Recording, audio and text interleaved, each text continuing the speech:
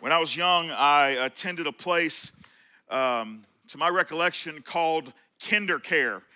That's what I remember. It was called Kinder Care. If you are not familiar with Kinder Care, if you were to go to the town of Hapeville, home of Jeff Foxworthy, how about that? If you were to go to the town of Hapeville, there's two roads that run through Hapeville. There's North Central and there's South Central. They're on both opposite sides of the tracks. One's on the north side of the tracks, one's on the south side of the tracks. They're super creative there. That's how they name those things. It's the central road going through the town. So on the South Central side, there's a place called Kinder Care. I remember going there. I have some just sparse memories. I remember a white school bus for some kind of field trip that I wasn't old enough to go on. I was really young when I was there. But I remember being there, and I remember that they had this obsession. It was just weird. I was like, why are you people so obsessed with this thing? But it wasn't just them, though. Like when I left there and I went to pre-K, I remember, obviously, they must have, like the Kinder Care people must have been in league or like conversations with my pre-K, 4-year-old pre-K people, because they thought the same thing. And they were obsessed with it as well. And then I get promoted because that's what happened. Like you graduate pre-K and you go to kindergarten. I get to kindergarten, they're in the same boat. All three of these places are just obsessed. Like every day obsessed. And I'm like, did you guys talk to each other? How is this possible? All three of them. I'm not lying to you. I know you're going to think there's no way. I'm telling you, all three of them were obsessed every day with us taking naps. Every day. Every single day. All three of them were like, nap is a must. Nap is a must. And what a waste. What a waste, because we had these blue trifold mats. You know what I'm saying? And there are so many other things we could do with that many mats. Forts, we could build, we could jump off of them onto other mats. We could do flips, we could play Ninja Turtles. But instead, we couldn't play on the mats until we brought them out to unfold them and we could lay on the mats. That's dumb, You could bring your own blanket if you wanted to. Why would you have your own blanket? Because why would we take naps? You know what I'm saying? But some kids have their own blanket. That was fine. I wasn't interested. However, I would typically wake up in a pool of drool. So obviously I needed it, right? Obviously I needed it. When did we convince ourselves naps weren't important anymore? Let me just walk through this with you for a second. As of today, I have a 1-year-old. How about that? Isn't that wild? Yeah. Wilder turns 1 today. So we got 14, we got 12. I should make them take more naps. And I got a 1-year-old. But for sure, like with Wilder, there's moments in the day where like we're doing things and you can just tell he just gets irritable. He's just like, everything's a big deal now. Like the smallest thing's happening, he's like, that kind of thing. And undoubtedly, the thing that comes from my wife's mouth is, he's tired. He needs a nap, And it makes sense. It's like, okay, yeah, so when emotionally he can't deal anymore, a nap goes a long way to helping kind of recenter things. So when did we start thinking for ourselves? No need to rest anymore. Like, let's just grind it out. Let's hustle it out. Rest is for the 5, 4, 3, 2, 1-year-olds. The last few weeks, we've been talking about mental health and the biblical approach to it. And so I make a case for why we should be talking about this as a church at the beginning of each message. It's simply this: over 60 million adults in the United States experienced a mental illness in the last year. 60 million, that's a lot. That's a lot of folks. It's a lot of people, a lot of individuals. And we think through that idea of mental illness. A lot of times we don't even like that word, so we PG it a little bit. We say, hey, we've got a mental health struggle. I don't want to call my anxiety, my depression, whatever, a mental illness. Clinically, they still would, but we're like, don't call me that. You know what I'm saying? I got a mental health struggle. I'm just feeling a little anxious. That's how we kind of make ourselves feel better about it. Over 1 million people a week are now telling an AI they are thinking about suicide. 1 million people a week are having a conversation with a robot talking about how they think about suicide. Of the 60 plus million adults with mental illness in the United States, 21.2 million also have a substance use disorder, which makes sense. Because if you got all these things and you're having trouble coping and you got a lot of mental and emotional pain and you can't figure out how to do anything with it, then you figure out, hey, I've got to numb it somehow. And so they chase a substance, and that substance does the job of numbing it. And we say, thank you, finally, I feel like myself, or at least I feel better. And the result of that is you don't realize that the numbing actually is something that creates an addiction. So it makes sense. Logically, I understand how we get there. Only 52.1% of adults with any mental illness receive treatment in 2024. So half of the folks that are suffering, we're just like, you know what? I'm just going to bootstrap this bad boy. Just pull it up. I'm going to figure it out. Which makes sense why over 1 million people a week are now talking with a robot about how they're going to commit suicide. 70% of adults in the United States are anxious about current events. Now I will tell you this. Today we're talking about a piece of the puzzle, rest. Rest is not going to solve your mental health struggles. Rest is a piece of the puzzle. Rest is, or the lack of rest is a root cause. The idea that we just run and run and run and run and run, and we live with no margin. And we're just constantly, just both candles, both ends, and we reset it the next day, and there's just no stopping. Here's the lie we believe. If I stop, I'll fall behind. Which is true. It's true. Because the rest of the world doesn't play by good rules. Just because you figure out for your emotional and mental well-being, it's good for you to rest, it doesn't mean that your career is going to say, you know what, that's probably a good thing for them to rest. The people that aren't playing by the same rules, that are going to end up 10 years from now without a family because they left their family to follow a dream on a corporate ladder, they're going to end up without their family, but they are going to have a title that you don't have. So yeah, they're not going to play by the same rules. If you stop, if you rest, you will get passed by people who do not see the world the way that you do. But I'll tell you this, when their life comes to a close, I promise you the title's not showing up to sit in the hospital with them. But the person who lost the title, their hospital bed will be surrounded, and I promise there will be more peace in one room than the other. So yeah, it's a lie, but there's a little bit of truth to it. The lie piece comes in that says, if I stop, I'll fall behind, and that then devalues who I am. Or maybe the lie is, it's all on me. Rest is a luxury. I get it. For those of you who are single moms or single dads, and the other half has walked out, there's nowhere to be found. Or maybe they are somewhere to be found, but they just have no desire to be a parent or co-parent. And you're like, this thing is all on me. I get it. I get how you would say rest is a luxury, and it's a luxury I can't afford to have right now. I get it. Or maybe you'll say, I'll rest when things calm down. Like when things calm down, that's when I'll rest. Or maybe it's just simply, I don't have time to rest. Or maybe you're like a bunch of folks in here that as I started this talk, immediately you've already decided, I came to church today to talk about resting. Bro, that ain't gonna help me at all. Stanford University research shows that constant hurry activates the body's fight or flight system. And when that system is activated and constant hurry is there, then it's constantly on. And so your body begins to struggle identifying when it's a legit deal of fight or flight, right? Like your body, because it's always on, because the constant motor is going, you get to a place where your body can't tell if you're running late to work or running for your life. Like you just can't tell the difference. And so constantly this dopamine, this adrenaline is running. You don't even realize that's what it is.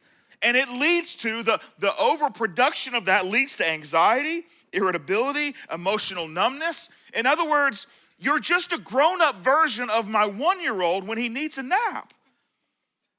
Listen to what I just said. It leads to anxiety, like, oh no, something's bad's gonna happen. Irritability, you get it. You can see it happening in a toddler's face right now. Or emotional numbness, like I'm just numb to the whole thing. Like you get it. A Journal of Behavioral Addictions says overwork stimulates dopamine. And dopamine is such a good thing for us. Like it's a good feeling. Eventually it creates an addiction cycle in and of itself.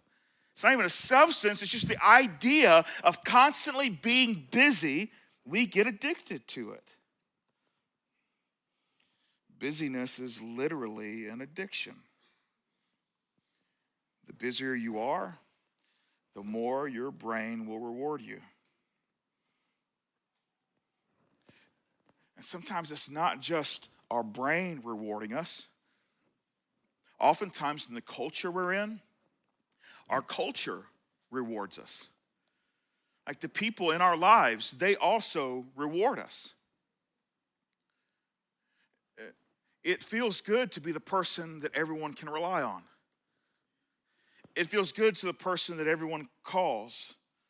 It feels good to be the person that has all the answers, or is the person that can come up with a solution or provide the solution. Like those things feel good to us. The truth is, some of us aren't addicted to work. We're addicted to feeling important.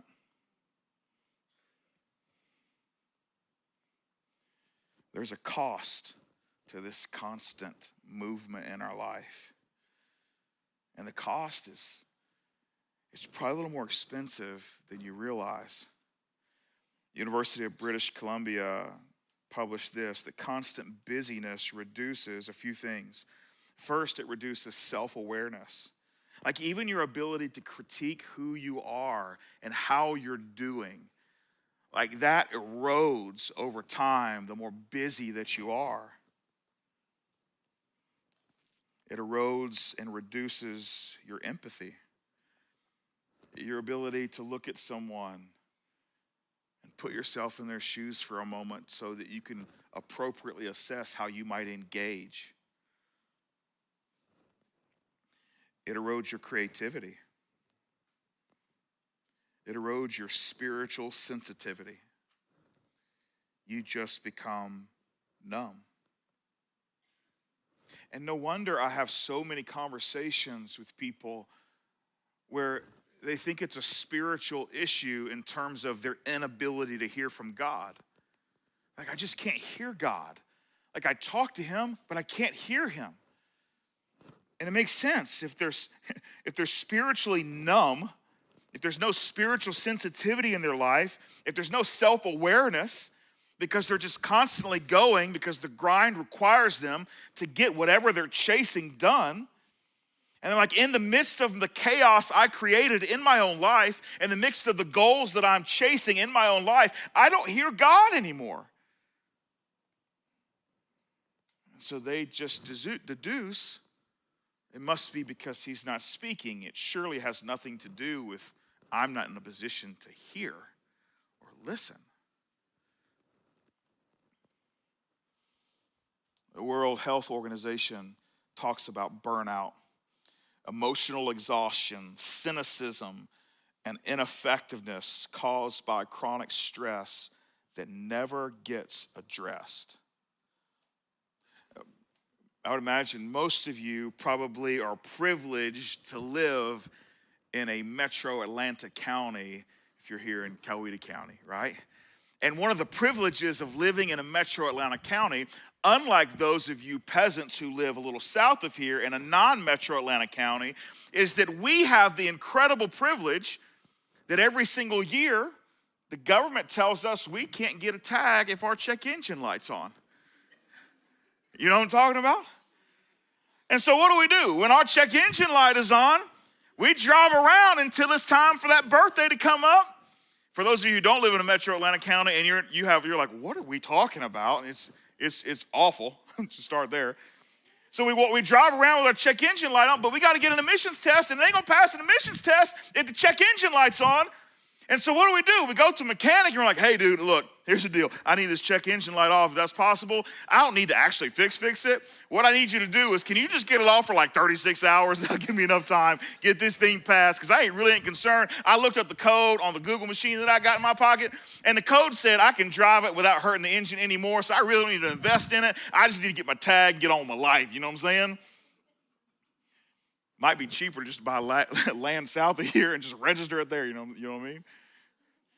But that's what we do with our life. Our check engine light's on, and we're just driving around like, yeah, it ain't a problem. Let's do just enough to get the light to go off so I can pass what I need to get past, and I'm not actually going to address it or fix it. I just got to get through. I just got to keep going.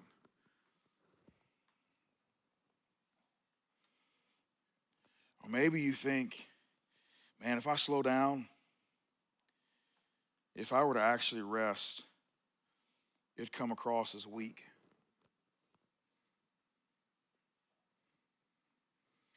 But what if the problem isn't that you're weak? What if it's just the reality of you being human?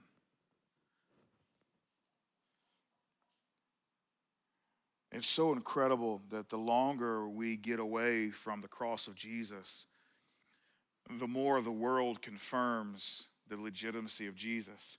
Archaeologically, we live in a world where the more they dig in the Middle East, they just confirm more of the historical nature of the Bible itself.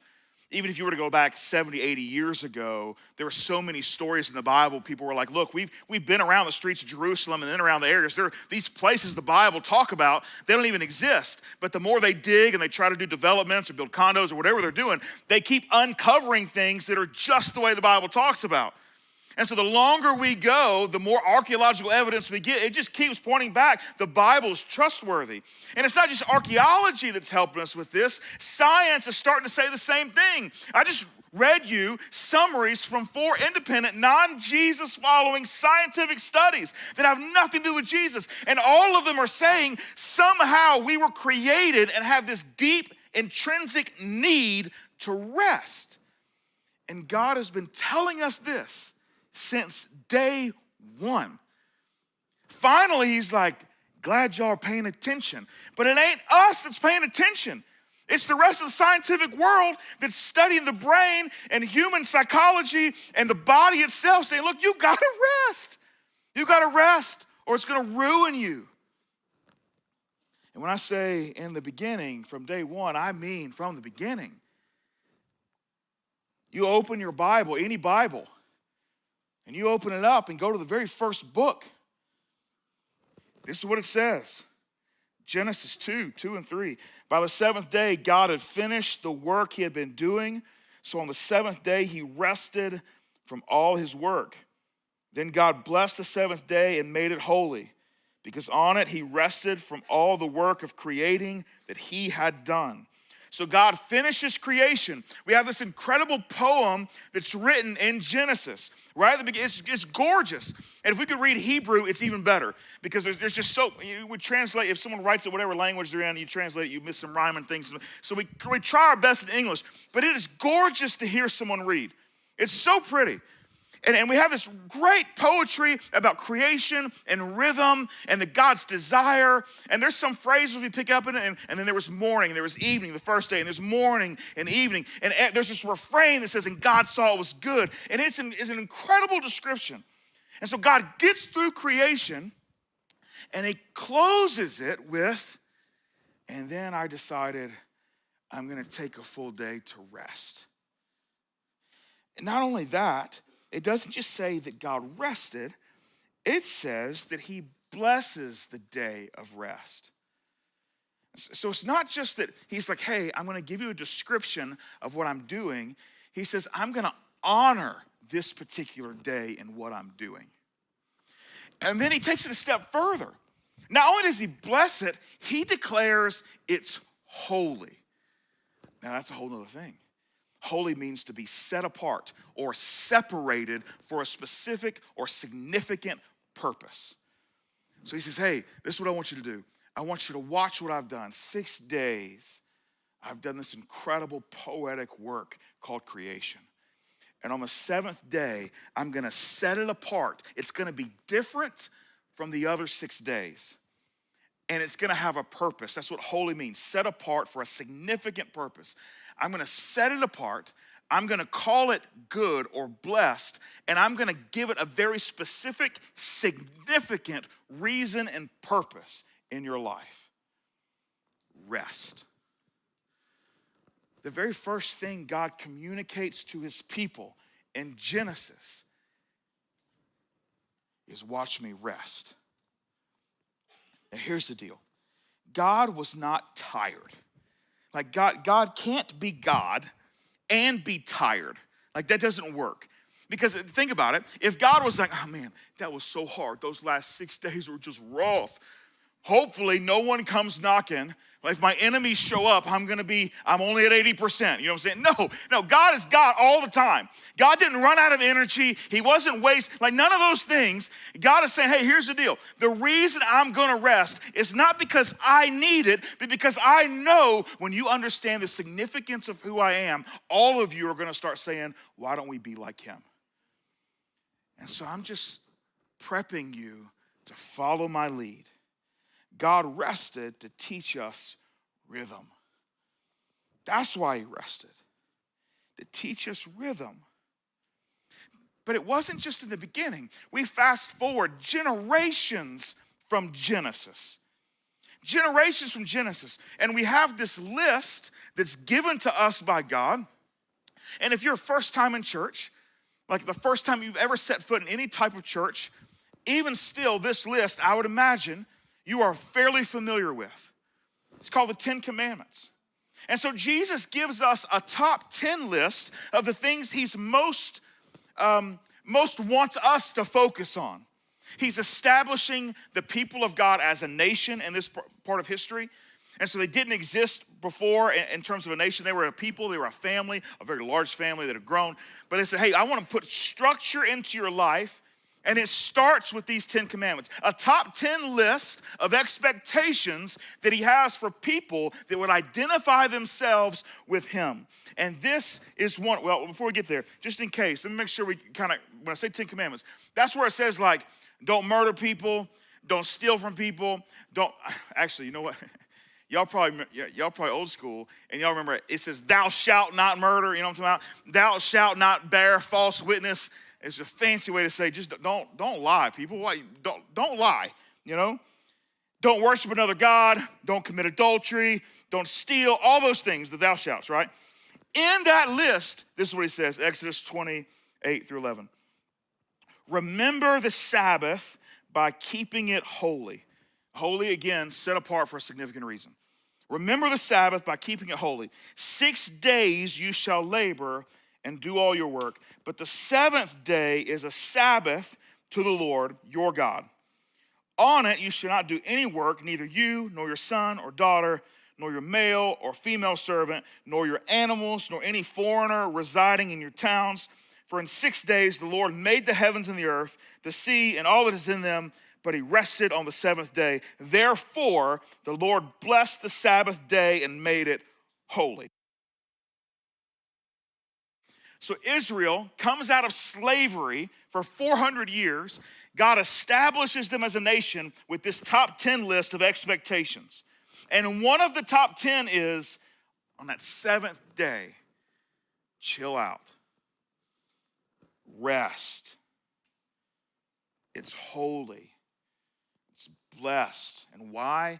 Because I modeled it for you. God puts rest and Sabbath in the same list as don't murder or steal or create a false god and worship it. That rest is on that same list. In other words, God is trying to communicate to us this very simple truth. Take rest seriously. He's saying, take it serious. This isn't supposed to be an afterthought. This is supposed to be something that you plan for. It's supposed to be a part of your normal rhythm, not just when I get to it or what I've got left over.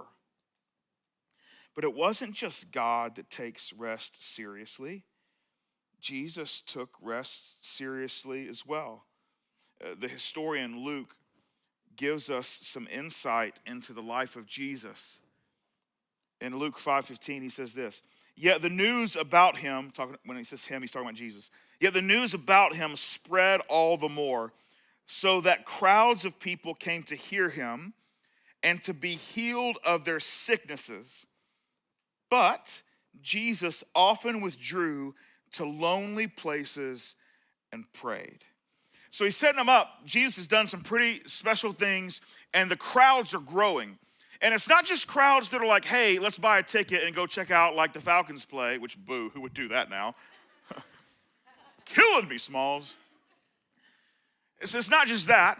No, people are coming because they want to hear how he's changing their lives with his words.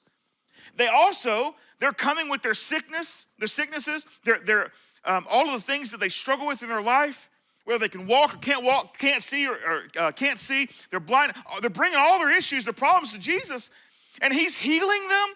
He's healing their physical bodies. He's healing their souls with his words and his thoughts that comes from his Father. And so the crowds are enormous, and they just keep growing. And in this, Luke takes the time to say, but Jesus often withdrew to lonely places and prayed. So he says, hey, this is great. I'm going to go and hang out by myself for a little bit. And I'm just going to pray, right? I'm just going to pray. Now think about this. Think about the tension that this created. So you got a line of people that need to be healed. You have hundreds of people that really don't know who God is. And it says that Jesus often withdrew. So in other words, it wasn't just like this one time. He was like, guys, I am really spent today. I don't know what got into me. I just need some time. Luke, the historian who's chronicling the life and the ministry of Jesus, says this is an often occurrence that he withdraws. In other words, there's people there and he leaves the people. Now think about it. Think about the hard conversation you would have to have with Jesus and say, hey, there were people that died this evening that they just needed you to heal, but you just went and prayed? Like you just took some time to go be by yourself? Like there's people whose lives have drastically changed because you just didn't take the time to spend it with them. Like that's the tension that's created in what's happening here. And so how did Jesus decide, hey, I need a rhythm of rest? Yeah, Jesus is in a little bit of a different situation because Jesus literally is the only person who could have done anything for them. But Jesus also realized that his greatest calling wasn't to help people who couldn't walk and couldn't see. His greatest calling was, number one, the cross, but number two, to teach us how to live. And so if he sets this expectation that there's never a moment where you stop, where you're just constantly engaged, number one, he's engaged in something that only the Son of God could do. Number two, he's setting us up for failure, not just a little failure, catastrophic failure, because we never can do what he could do in bulk. It's not like Jesus was actually out of energy. I mean, he could have just said, hey, I'm the Son of God, by the way, and zap energy back to 100. Like, he could have done those things. But he lived fully as man so he could lead us through the tension of there's good to do, but also my soul needs good done to it. And if I really want to continue in the good to do, I've got to show you how to treat your own soul. And so Luke records it as he often withdrew to lonely places. Pray. That puts us in a difficult spot, though. How do we follow through with that? What are our limits? How do we make rest a part of our rhythm? You know, Jesus actually says, come to me, all you who are weary and burdened, and I will give you rest. In other words, Jesus is saying, if you follow me, rest will be a part of your rhythm. If you follow me, rest will be a part of your rhythm. Following me leads to rest. Now, Jesus is talking about a number of things here. First, he's saying, look, if your sin or your soul is worn down and heavy by sin, and it's constantly creating this tension of shame and guilt and this like constant turmoil, and like you're just exhausted from it, he's like, I got rest for that. But Jesus isn't just talking about the soul. Remember, when he teaches his disciples to pray, when they ask, hey, teach us how to pray. If anyone knows how to pray, it would be you, Jesus, Son of God. How should we talk to the Father? And he says, hey, let me teach you the rhythms. He talks about the physical. He says, hey, God, would you provide for me my daily bread? That's a physical thing. He says, your will be done on earth as it is in heaven. So not just spiritually, but physically. He said, hey, all of our life is a part of what God desires. So when he says, hey, I want you to come to me, anyone who's weary or heavy laden, I'll give you rest. He said, I'm going to give you rest for your soul in terms of the sin burden, but I'm also going to teach you, if you pay attention, the rhythm of rest for your actual everyday walking around on this earth life. Now, a lot of times, though, we like to spiritualize rest in our life. We want to, or maybe over-spiritualize it, you know. And we want to over-spiritualize it where we're like, oh, okay, I'm just so overwhelmed, so overwhelmed. I'm 44 years old. I live in my mother's basement. She didn't get Cheetos this week. And I'm just exhausted. I'm exhausted with dealing with her incompetence, right? Like we have that part of our culture in our life where people are just like, oh, and the pastor said I needed to rest. And so I'm just going to take some time for me this week, right? Not talking to you, bro. Get up and get a job, okay? Not talking to you. Don't use my words to get your Cheetos. I'll tell you who else I'm not talking to. And this is big. Get on TikTok right now or Instagram. You start scrolling through some videos. You're going to see a bunch. And I'll tell you, I'll just be honest with you. It's a bunch of white women who are in their 30s or late 20s, and this is what they're saying. This is what they're saying. It's Thanksgiving. And I've just told my parents, I'm just not doing it because we've got little kids, and I'm just not running them around everywhere because I'm exhausted. Yeah, if that's you, I'm not talking to you either. Because the reason that you're having a hard time with this Thanksgiving is because the other 364 days of the year, you've got nothing left to give your family. And so, yeah, you finally get a day off, and you're like, finally. So now the world needs to revolve around me and my little kids. I've had little kids. I got a little kid. I know. In fact, I've been guilty of this. I've said it myself. But let me tell you something. Just because you get the family holidays and you want to pull the card of, it's got to be, I just need some me time. You should have had me time when your whole family wasn't in town trying to get together. You should have been doing it the rest of the year so that when things do get hectic in a holiday season, you got something to give. But if you don't, guess who suffers? Your family. Guess who should be suffering though? The people who won't be at your hospital bed as you pass away, they should be the ones suffering from your time, not the people who will be there for you. Because I promise you, when I've sat with people in those moments as they prepare for their end, which has been lots of them, none of them are surrounded by the people who gave them the titles. None of them are surrounded by the people who handed them the trophies. You know who's there? The people who wish they had a little more time with them, whether they held a trophy or not, whether they got a title or not. People who love you regardless of what you've accomplished, who will miss you not because of what you did, but because of who you were.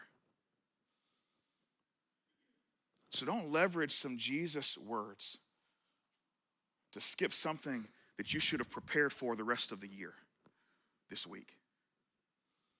And so you might have to struggle through it this week. Don't you use Jesus as a cop-out.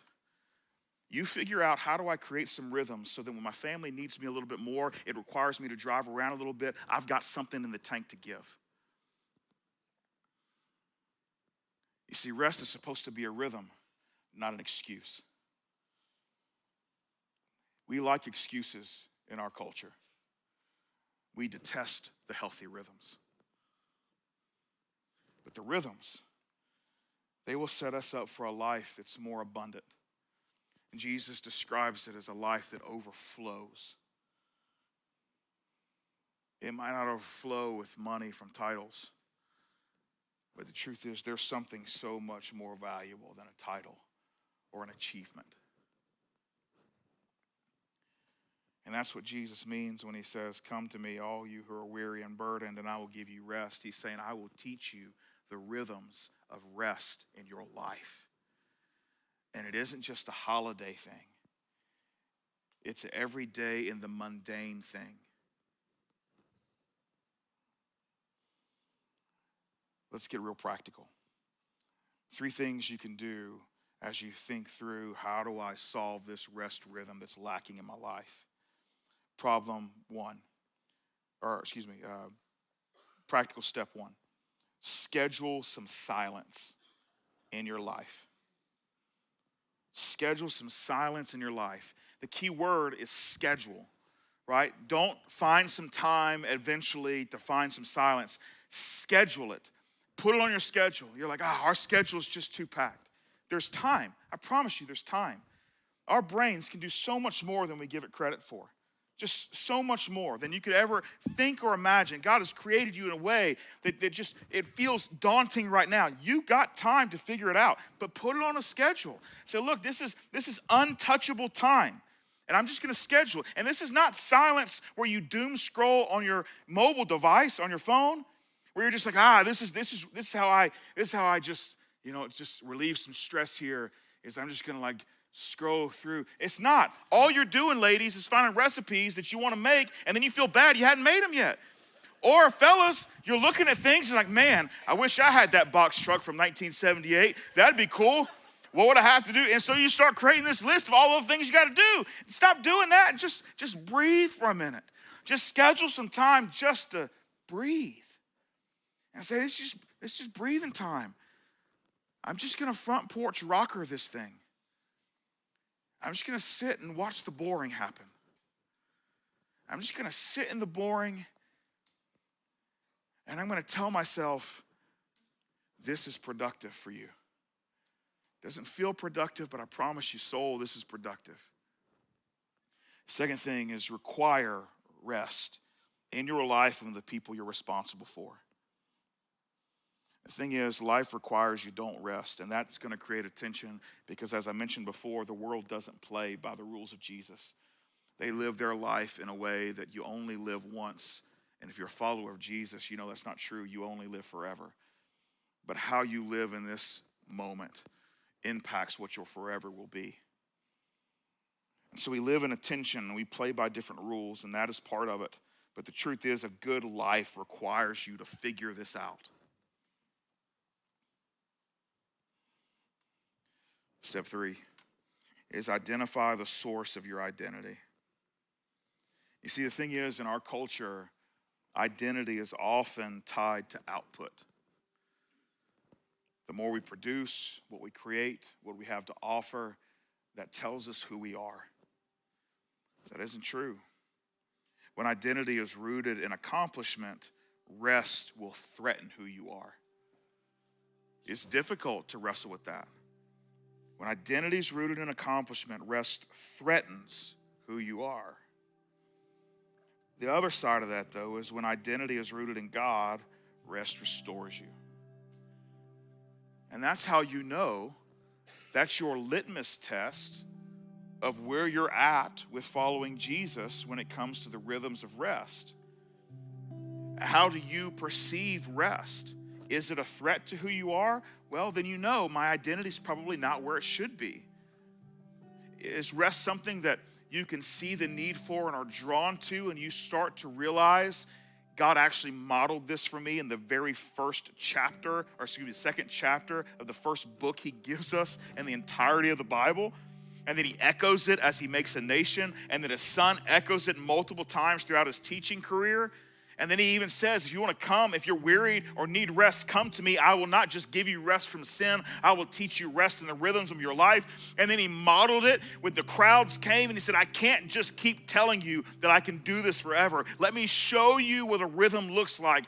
Often I'm going to withdraw. When our identity is rooted in God, rest restores you. And there's such a difference in those two things. You remember last week, I read to you the Psalm of Confidence, or sometimes it's called the Psalm of the Unshakable Kingdom. If you weren't here last week, I'm going to read this to you. And when I read it to you, the point I made last week is that the author of this psalm, as you're reading it, he's not just using filler words.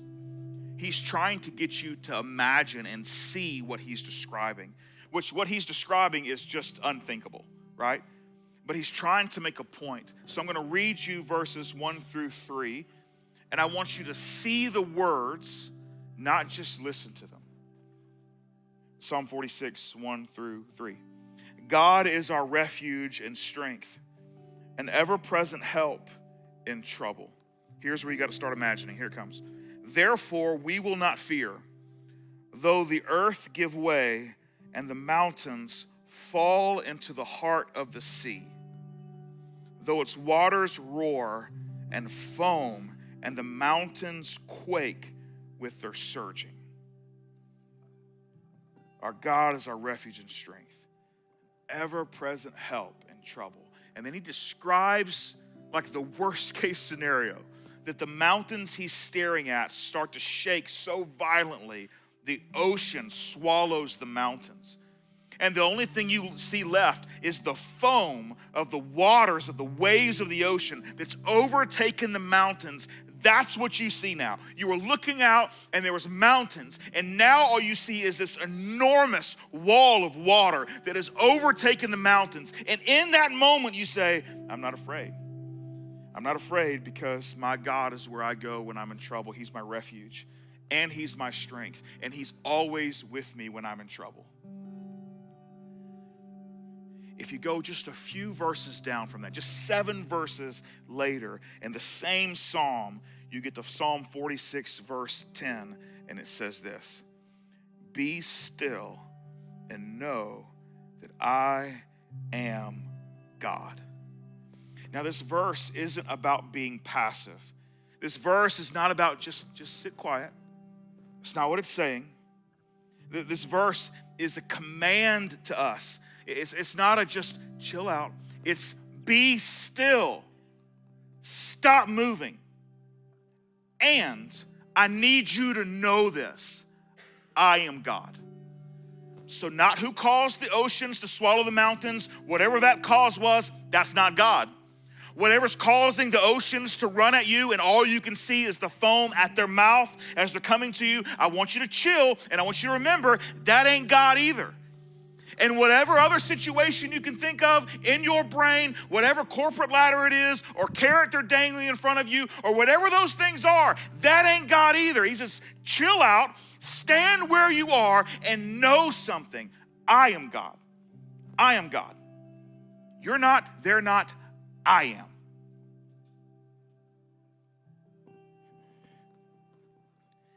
Stillness is how we remember who God is. When we rest, we remember who God is. When we slow down, we remember, oh, that's right. Everyone does rely on me, and I like the way that feels.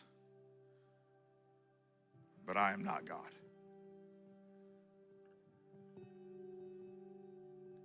When we slow down and we get passed by on a promotion because we chose something everlasting over something temporary, we slow down enough to know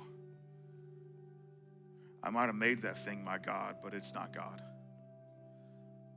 But I do know who God is, and it ain't that. But it's hard to remember that if we're running everywhere. That's why he just says, stop. Stop. we close our mission statement with that phrase, and Jesus is in the lead. And the thing is, if you aren't stopping to rest in your life, if you don't have a rhythm of rest in your life, then when we say that mission statement at the close of our gatherings every week, it's just become words and a clap. Because the truth is, if Jesus was in the lead of your life, then you would have a rhythm of rest. And if Jesus is not in the lead of your life, because you're not resting, the reason he's not in the lead is because when he sat down to rest, you passed him. And he maybe even called out and said, hey, bro, chill. Hey, we've got all eternity, by the way, so we're not in a hurry. Come back and sit with me. And you're like, nah, that guy looks like Jesus, but Jesus would never sit down and rest. Let's just keep motoring away, stay on the grind.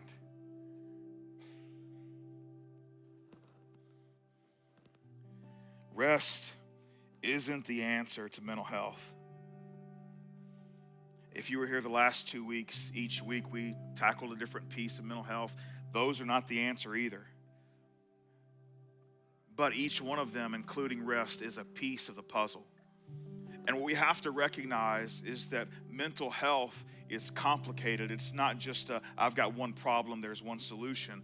It's complicated. And as we talked about last week, it's really hard in the midst of our mental health chaos to try and start a healthy rhythm of something. The healthy rhythms should be started before the problem gets here. But a lot of us, it's too late to start a healthy rhythm. We're already in it. So the question is, well, then what do I do if I'm spinning out of control? And that is where we have created partnerships in our community with people that have spent their entire lives now, entire adult lives, learning how do I help people in the midst of their spin out, slow things down. How do I coach them through some coping skills?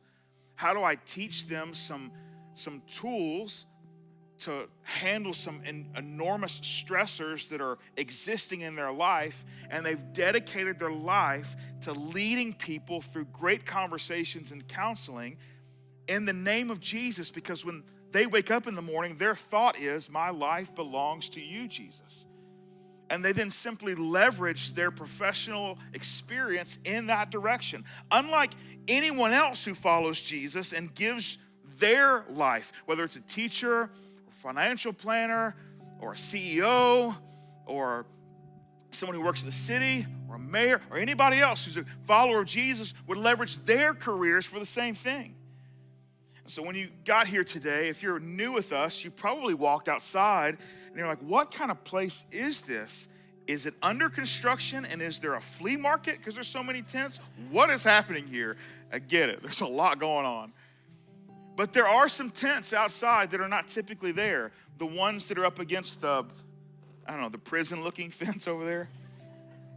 Those tents are not typically there. Those tents each are housed by individuals that we partner with in our community that are counselors. They represent different organizations that we do partnership with.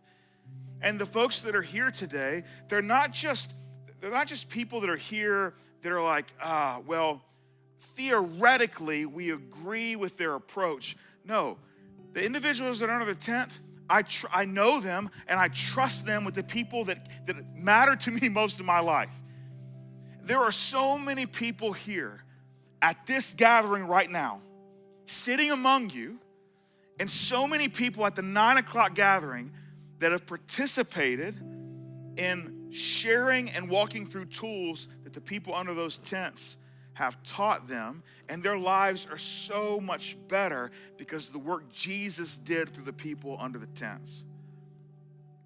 So we partner with them, and we bring them on campus every year in hopes to kind of bring down a little bit of the stigma or some of the barriers or obstacles that show up when we say, hey, if you're in the midst of a tailspin, you should go talk to someone. Don't try to get yourself out of it. Go talk to someone. So we bring them on campus so that you can see their face, so that you can see they're normal people. It's even my hope and my ask is that everyone, whether you need or feel the need in this moment to go see a counselor, that everyone would go buy at least one tent on your way out. And this ensures that everyone who actually needs to go and get a card will, and they won't be intimidated by everyone's going to be staring at me. If I walk over to that tent, everyone's going to think, oh, I wonder what their problem is. If everybody goes, everybody's in the same boat. So that's what I ask everyone to do. So everybody goes after this gathering. Overwhelm them. They know it's coming. It's a part of it. But if you need it, man, sneak in there. You can even say, I'm just doing what Clint told me to do. Take one of them cards, put it in your pocket, and then call them. It's a simple next step.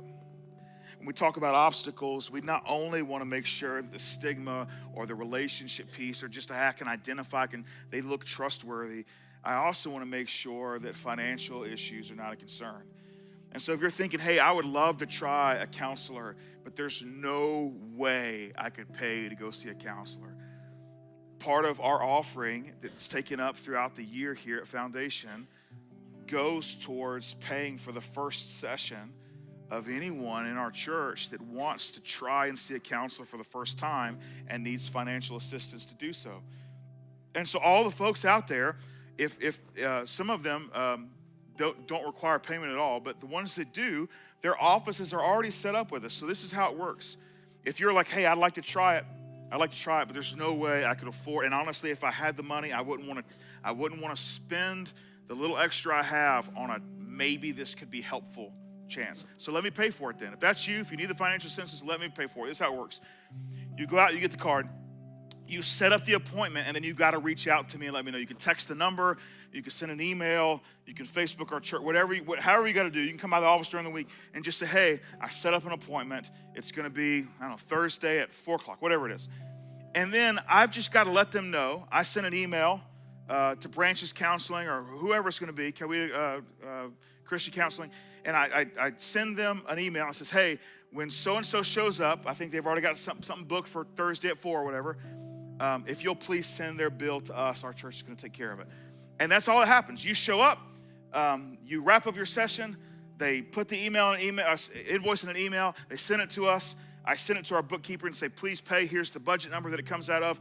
They pay it, the check goes in the mail, and that's it. It's simple. So, and it's already set up with any of our providers out there. It's 100% the same deal with all of them. And all of them are ready for it. So if that's you, I'm just trying my best to eliminate every single barrier I could think of or our staff could think of that would stand in your way of having a conversation with someone who is incredible at what they do and helping people figure out, how do I stop the tailspin in my life? It's too late to start some healthy rhythms. I want to start them, but right now I can't even think of a rhythm because I'm lost and I'm at the end. So let's have a conversation with them. Let's have a conversation with them. Church, the truth is we need to take rest seriously. If for no other reason than Jesus does. 100%.